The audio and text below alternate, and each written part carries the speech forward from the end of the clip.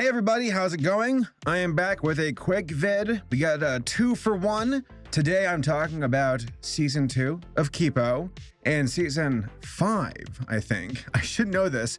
For F is for family. And it's funny because I have never talked about the previous seasons for F is for family. It's gone under my radar. I've been meaning to, but let's go ahead and hit up Kipo first. Okay, so Season 2 came out. It's kind of remarkable how fast they were ready with this one.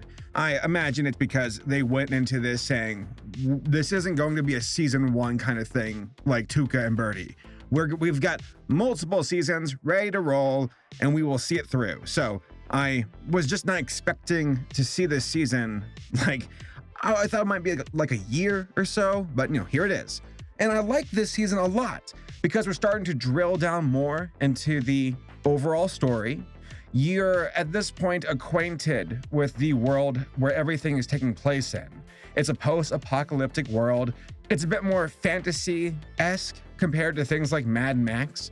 It reminds me, and I've said this in my previous video about Kipo, where it's like Adventure Time, where it's a world of mutation, where the creatures have now changed and become very different and even sentient because of whatever event happened in each respective world. Where in Adventure Time, there was like a nuclear war, and then here in Kipo, we're not really certain what happened. All we know is that there was a fall of humanity and that humanity had to go underground, that the animals on the planet, on the surface, are starting to change, some becoming huge, some becoming sentient, and so on and so forth. And the mystery of season 1 building up where it's like, well, what happened to the humans? Let's find them. Along the way, Kipo is like, I need to find my dad. She meets some other humans. We run into other mutant creatures. And it was good to introduce the main characters, get them comfortable with their chemistry, and lead on into Kipo's story with where is her father? Why is she pink? What's going on? They do a wonderful job of setting up the questions. And season 2 leads with those questions of what is Kipo's deal? Because there was a big reveal at the end of season 1 where it's there's more to Kipo than meets the eye. And season 2 runs with that. And I don't want to give too many spoilers, but so take that for what it's worth with me moving forward with my notes. But I get a sense of Attack on Titan with the reveal of oh, we're dealing with those kinds of powers. And then of course, as far as the tone of the show, it's really solid in that all the characters are interesting to me. I like Benson, I like Wolf, I like Kipo, of course. It's cool to see them expand on Scarlemagne, and I'm so thankful that he wasn't just your typical generic, I'm the bad guy and that's it. It's no, there's some story behind him to make you feel sad for him. And those are my favorite kinds of villains, except for the ones where they do evil in a way where it's is it evil or is it right? It's just that instead of it being evil, instead it's just a tough decision, kind of like Thanos, but that's debatable, whatever. But yeah, Scarlemagne, they build on his story. They reveal his history, how he became who he is, and you really feel bad for him because it's oh, he's a victim of circumstance. And that was a nice twist. And then of course, revealing things about Kipo and her family. So I guess to not reveal too much, here's my recommendation. Watch this show. It's very good. It's one of the best things that DreamWorks and their television streaming, their department, their animation studio that's making animated content for Netflix. I think Kipo is the best thing they've done. By the way, I started watching She-Ra. I will do a video for that next week, a quick vid. I'm late to it, but at this point I've been spoiled to hell and back, so, whatever. I'm not sprinting to the finish line with that one. But I watched the first season of She-Ra, and I'm I'm not really feeling it. But here I'm watching Kipo, and I'm yeah, this is a much more interesting world. I like the chemistry of the characters.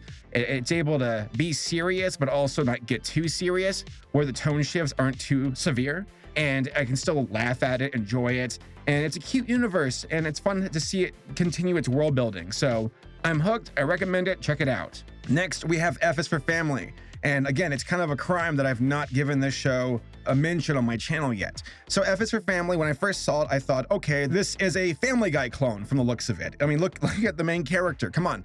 Well, I learned very quickly that it's not. This show started off as okay, it's kind of a aggressive comedy where all the characters are abrasive and mean and it's very short fuses with family drama. And then it started to reveal more of like the drama behind these characters, and how with each season that would go on, you would get more of an idea of how messed up everybody is. It's not like BoJack Horseman levels of messed up, because that's more about like mental health.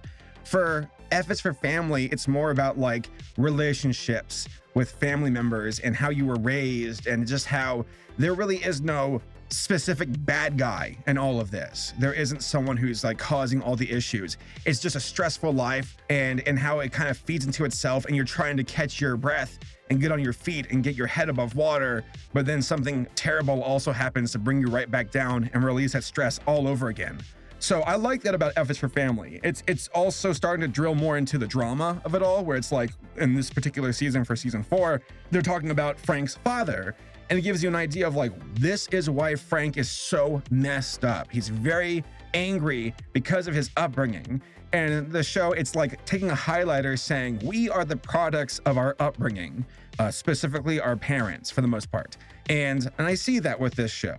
And you see it with Frank and his kids, because it's like, oh, well, no wonder why Frank is so angry. Look at his childhood. It sucked.